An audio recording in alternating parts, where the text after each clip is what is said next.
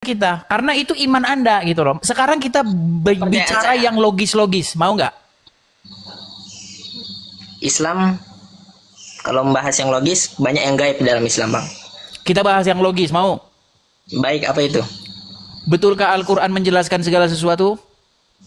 Betul. Terdapat di Quran surah An-Nahl ayat 89. Oke, kalau menjelaskan segala sesuatu, tolong jelaskan kepada saya apa fungsi berkhitan. Nah, fungsi berkhitan saya bilang, Bang, untuk membersihkan. Iya, ayatnya, Bang. Itu kan Anda yang bilang, bukan Quran yang bilang.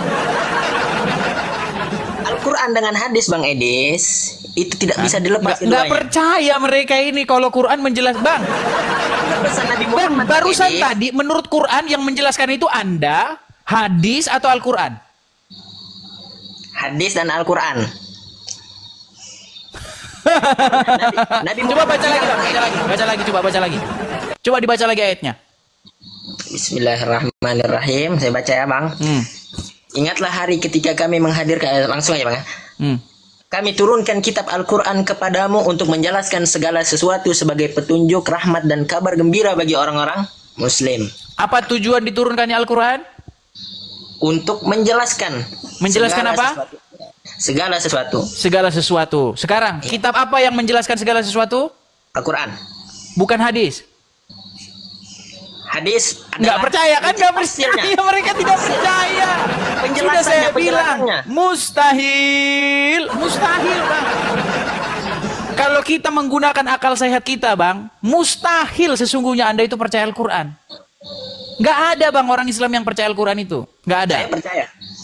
Iya, Bang, tapi di mulut. Kenapa ketika saya tanya Anda nggak percaya bahwa Quran itu menjelaskan segala sesuatu? Menjelaskan, tapi butuh yang lebih terperincinya, Bang. Berarti Quran tidak menjelaskan segala sesuatu? Bahasa Arab ini, Bang, kaya akan makna. Kulli ini, Bang, bisa diartikan mulai sebagian. Akrobat dah. Abang katanya belajar Al-Quran, belajar bahasa Arab juga kah? Bang, saya ini 13 tahun. Bukan orang Arab. Jadi jangan diragukan lagi. Pengetahuan saya tentang Al-Quran jangan diragukan. Iya. Nggak ada di bawah kolong langit ini. Saya belum pernah ketemu orang Islam yang lebih ngerti Quran, Bang, daripada saya. Al-Qurannya bahasa apa, Bang, di dalamnya? Inggris. Al-Quran itu bahasa Arab. Ya kan? Al-Quran bahasa Arab. Di situ bahasa Arabnya likulli, betul? Iya, betul. Apa arti likulli? Likulli, segala. Segala-galanya, betul. Itu tanpa terkecuali, betul? Tidak. Karena di ayat yang lain ada saudara-saudara. Bang, Al-Quran membutuhkan tafsir. Kalau dikatakan gini, Bang, kalau dikatakan Allah mengetahui segala sesuatu, berarti adakah yang terkecuali? Tidak ada. Tidak ada. Al-Quran menjelaskan segala sesuatu, adakah yang terkecuali? Tidak ada. Tidak ada. Maka saya tanya kepada Anda, tolong jelaskan apa maksudnya orang Islam itu bersunat. Fungsi sunat itu buat apa? Anda bilang untuk membersihkan. Masalahnya, jawabannya bukan dari Al-Quran itu tadi. Untuk membersihkan itu jawaban yang Anda buat-buat sendiri. Karena memang tidak Anda dapati di dalam Al-Quran, Bang. Jujur kita. Yuk. Fungsi hitan ini buat tanda kita, ketaatan kita kepada Allah. Tidak ada ayatnya, Abang. Bang Faris. Bang Faris. Ya. Adakah di dalam Al-Quran bahwa khitan itu tanda ketaatan? Kita mengambil daripada dalil untuk mengikuti Nabi Ibrahim. Apakah Ibrahim berkhitan di dalam Al-Quran? Tidak, cuman tidak disebutkan di dalam Al-Quran. Dari mana kita bisa kanda fitnah Ibrahim berkhitan, Bang? Di dalam Al-Quran tidak ada Ibrahim itu berkhitan. Abang, tafsir. Apakah itu Al-Quran? Tafsir bukan Al-Quran, penjelasan pendapat para ulama dan sahabat Tadi Nabi. yang barusan Anda katakan, kitab yang menjelaskan Al-Quran atau ulama? Apa, Bang? Menurut ayat Nahl 89 tadi, kitab yang menjelaskan Al-Quran atau ulama? Al-Quran. Terus kenapa Abang tidak percaya Al-Quran, Bang? Apakah Al-Quran menyebut bahwa Ibrahim bersunat? Tidak, karena tidak terperinci. Kalau saya tunjuk ayatnya, coba dibaca surat Hud. Hud, ayat yang pertama, coba. Hud. Ya. Ayat 1 ya. Ya, Hud 1, 2, 3, coba. Sebentar, Bang. Alif Lam Ra, kitabun uhkimat ayatuhu summa fussilat min ladun hakimin khabir. Coba artinya. Alif Lam Ra inilah kitab yang ayatnya telah disusun dengan rapi kemudian dijelaskan secara terperinci dan diturunkan. Terperinci. Anda bilang tidak terperinci. Tapi butuh penjelasan ulama, Bang. Menjebat. Aduh, berat sudah. Coba. Tidak segalanya. Inilah kitab. Coba, inilah kitab. Kitab yang apa, Bang? Kitab yang telah disusun dengan rapi kemudian dijelaskan secara terperinci. Oke, betul terperinci? Tentang syariat-syariat agama. Cuma Harus masih butuh ditambahi pendapat lagi, Bang. saudara-saudara. Tentang syariat agama. Bang, bolehkah menambah-nambahi firman Allah? Tidak boleh. Kenapa Anda tambah-tambahi? Saya tidak menambahi. Saya mengikuti pendapat ulama. Karena saya tidak alim, saya mengikuti ulama, Bang. Mengikuti ulama. Kalau ulama ngikutin siapa? Ulama ngikuti sahabat Nabi, pendapat sahabat ngikuti pendapat Rasul. Sahabat juga, Bang. ngikutin siapa? Sahabat ngikutin Rasul, hadis dan Rasul Al-Quran. ngikutin siapa? Rasul ngikutin apa yang diwahyukan oleh Allah. Al-Quran, betul. Betul. Iya, jadi muaranya Al-Quran, betul tidak? Gurunya Al-Quran, Apa, Bang? betul tidak? Iya. Nah, kenapa Al-Quran Anda langsung sekarang tidak diajarkan, percaya Bang. dengan Al-Quran? Saya percaya. Bang, kalau Anda percaya, harusnya Quran Anda imani sebagai kitab yang memberi penjelasan, kitab yang menjelaskan segala sesuatu. Makanya tolong jelaskan pakai Al-Quran, Bang. Fungsi umat Islam bersunat itu apa? Ini dia terputar-putar. Aduh. Ya kita mutar, Bang, karena Anda tidak percaya. Gini, intinya begini. Intinya begini, Bang. Sebenarnya begini. Ya. Sulit sebenarnya bagi kita itu untuk menerima Al-Quran. Sebenarnya Bang, kesimpulannya bahwa menurut pendapat Abang. bukan gini, sebenarnya bukan di hati, di akal logika, di akal sehat kita, di logika kita, itu sesungguhnya harus menyimpulkan bahwa Al-Quran itu tidak dapat dipercaya.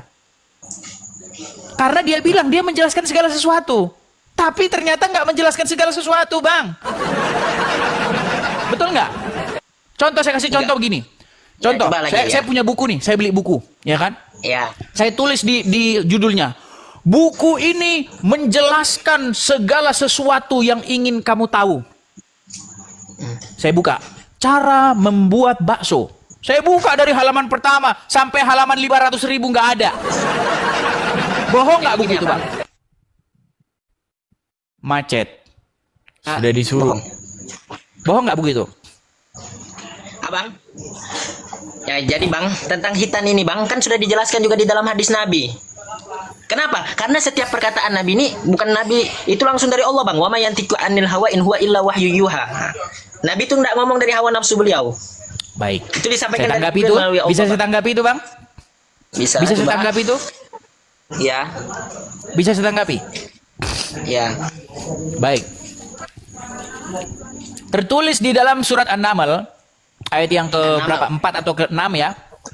Dikatakan Ayat 4 atau 6. wama yantiqu anil hawa in huwa illa wahyu yuha. Yang artinya tidaklah yang terucap dari mulutnya itu berdasarkan hawa nafsunya, melainkan apa yang diwahyukan kepadanya. Betul? Betul. Jadi segala ucapan Muhammad, segala ucapan Nabi itu tidak berdasarkan hawa nafsunya, tetapi berdasarkan wahyu. Betul? Betul. Oke, baik. Pernahkah Nabi mengucapkan sesuatu berdasarkan hawa nafsunya? Tidak berarti Bang, karena sudah ada firman-Nya. Baik. Pernahkah Anda mendengar bagaimana Muhammad bertemu? Saya harus pakai istilah Nabi ini, saya harus jadi ustaz dulu. Jadi syekh dulu saya. Pernahkah Anda mendengar cerita bahwa Nabi pernah bertemu dengan para petani kurma di Madinah? Lalu Nabi mengatakan, Saya belum pernah dengar. baik, saya ceritakan hadisnya, ya. Jadi hadis itu Di dalam bercerita kitab apa nih Bang? Kitab apa? di dalam kitab Sahih Muslim ada, Sahih Bukhari ada. Muslim. Sahih Coba Muslim, saya mau Sahih dengar. Bukhari ada itu. Kitabnya Sahih, ya, diriwayatkan oleh banyak riwayat. Suatu Ya, baik. saya harus jadi syekh dulu ya, kan saya sudah digelari Syekh Edis Al-Amriki. Suatu kali Nabi pernah melewati satu kaum di Madinah. Ya. Baik. Lalu Nabi bertemu dengan orang-orang para petani kurma yang sedang mengawinkan kurma. Maksudnya mengawinkan benang sari dan putik itu dicampur. Benang sari dan putiknya supaya berbuah, supaya buahnya banyak.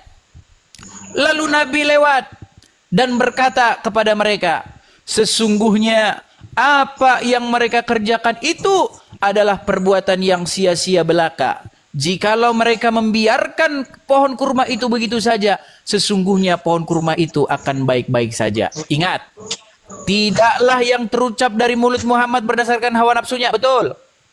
Betul. Tapi tahu tidak, akibat dari apa yang terucap dari mulut Muhammad, para petani meninggalkan perbuatan itu, dampaknya adalah mereka mengalami gagal panen. Akibat menuruti perkataan Muhammad. Itu akibat mengikuti perkataan Muhammad, Bang. Tapi saya tetap percaya.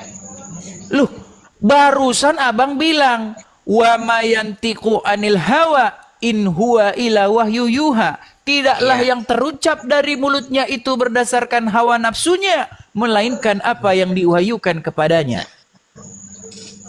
Mungkin itu kesalahan dari si petaninya, Bang. Loh, malah yang disalahin petani. Berat, saudara-saudara. Bang, Ya. itu jelas-jelas kalau dibaca dalam riwayat selanjutnya, itu salahnya Muhammad. Karena ketika di kesempatan berikutnya, Muhammad kan mampir lagi ke tempat itu dan melihat bahwa kurma mereka rusak, tidak berbuah. Lalu Muhammad nanti saya berkata, bakalan melihat, Bang. Nanti saya belum baca soalnya. oke, coba abang cek di Google. Coba klik aja di Google, coba. Klik di Google. Muhammad dan petani kurma di Madinah. Coba, klik aja itu aja kata kuncinya, coba.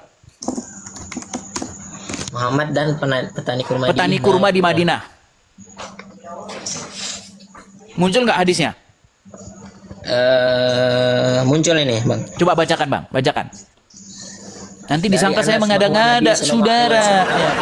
Silakan. Pernah melewati suatu kaum yang sedang mengawinkan pohon kurma, lalu beliau bersabda, sekiranya mereka tidak melakukannya, kurma itu akan tetap baik. Tapi setelah itu ternyata kurma tersebut tumbuh dalam keadaan rusak. Hingga suatu saat Nabi SAW melewati mereka lagi dan melihat hal itu, beliau bertanya, ada apa dengan pohon kurma kalian? Mereka menjawab, bukankah anda telah mengatakan hal ini dan hal itu? Beliau bersabda, kalian lebih mengetahui urusan dunia kalian. Nah, itu kan Berarti Muhammad ngaku salah nggak di situ? Muhammad ngaku salah nggak di situ? Nabi, semua Nabi, Abang, dan seluruh Nabi yang diturunkan itu terbebas dari segala dosa Bang, dan kesalahan. perkataan Muhammad salah nggak di situ, Bang? Saya nggak bisa menyebutkan salah. Bang, mereka mengalami gagal panen, Bang. Karena mengikuti perkataan Muhammad itu mereka mengalami gagal panen. Betul? Ya. Gagal panen itu akibat kesalahan atau akibat omongan akibat dari perkataan Muhammad itu benar atau salah?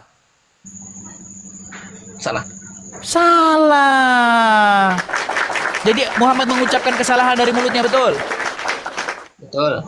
Nah, padahal ayat Quran mengatakan wa ma yantiqu anil hawa in huwa ila wahyu yuha. Makanya saya bilang, Bang, kita tidak layak mempercayai Al-Quran, Bang. Karena kalau dibandingkan, dipraktekkan, ternyata dia salah mengucapkan sesuatu berdasarkan hawa nafsunya.